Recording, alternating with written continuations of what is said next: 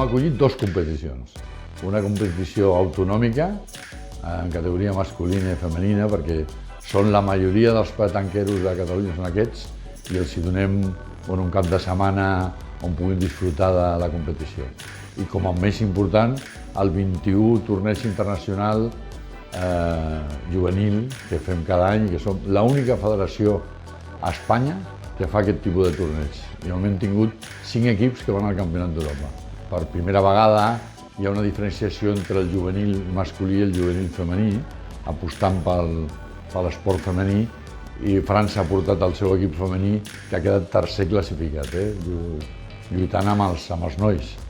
Campió la selecció espanyola i segon la selecció catalana. Hem tingut 3 equips entre els 8 millors i hem fet segon i tercer dintre de la competició.